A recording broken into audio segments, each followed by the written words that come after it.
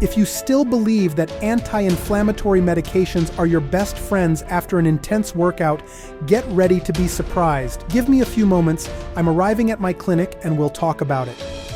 Dr. Boisvert, Canadian chiropractor, here to talk about something everyone thinks they know: anti-inflammatory medications. For a long time, they were the go-to solution for treating muscle and joint pain. But guess what? New scientific data shows they might not be as effective and could even be counterproductive. Stay tuned, I'll explain everything. Pain related to an injury or inflammation is triggered by the release of chemical mediators such as prostaglandins. These substances produced by the body allow cells to communicate with each other. During an injury or any inflammatory process, they send signals to trigger reactions like pain, swelling, or the healing process.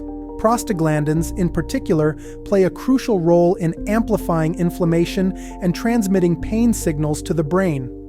Non-steroidal anti-inflammatory drugs, such as ibuprofen or aspirin, work by blocking an enzyme essential for the production of prostaglandins, called cyclooxygenase.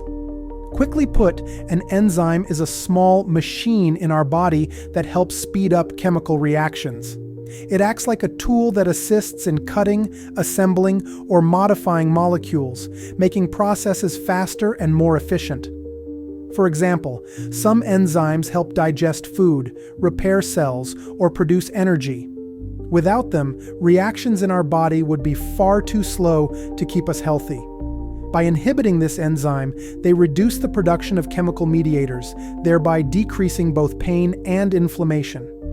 However, these medications not only affect the areas impacted by the injury, but can also impact other parts of the body, leading to side effects such as digestive or kidney problems. Therefore, if you suffer from stomach issues like ulcers, kidney failure, heart diseases, or if you take anticoagulants, they may worsen these conditions. Even some asthmatic or pregnant individuals need to be cautious.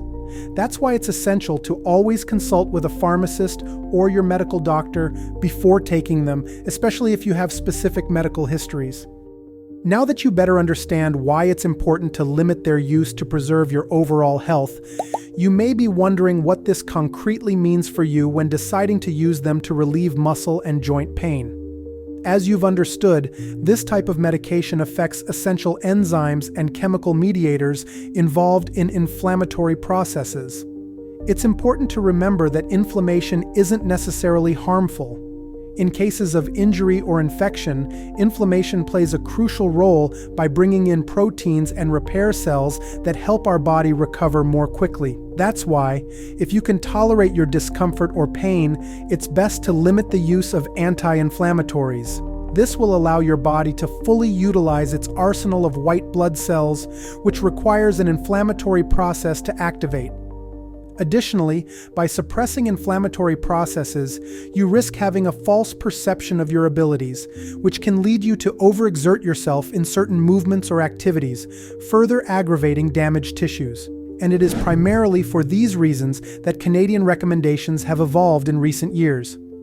It is now advised to use anti-inflammatories only after trying non-pharmacological approaches, such as a gradual return to movement within your tolerance, as well as conservative treatments. Therefore, it's crucial not to fall into the trap of routine use, taken morning and night. If you can manage the pain without resorting to these medications, choose that option.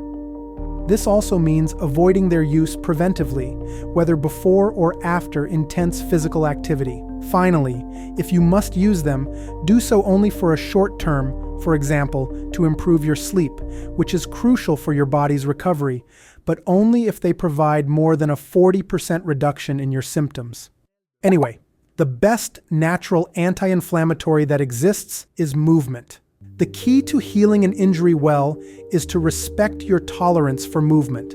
In fact, the best way to utilize your body's natural anti-inflammatory mechanisms is to gradually return to physical activity, training, or work while staying active in a zone I call the comfort-discomfort zone.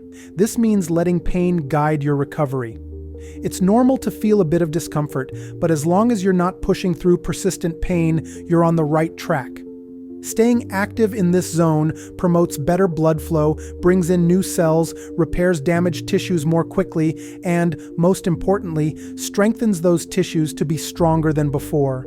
That's exactly what we want. The goal isn't to avoid pain at all costs, but to move intelligently to maximize healing. Speaking of inflammation, did you know that for many people, pain can arise without any apparent trauma, simply after a misstep or prolonged position? In these situations, anti-inflammatories may not be effective, as these are often non-specific pains. If you're curious to learn more, feel free to check out our other videos, and the links should appear right away. In the meantime, share your story, comments, suggestions, or questions that this video hasn't answered yet. Because an informed person is someone in control of their health and will get better much faster.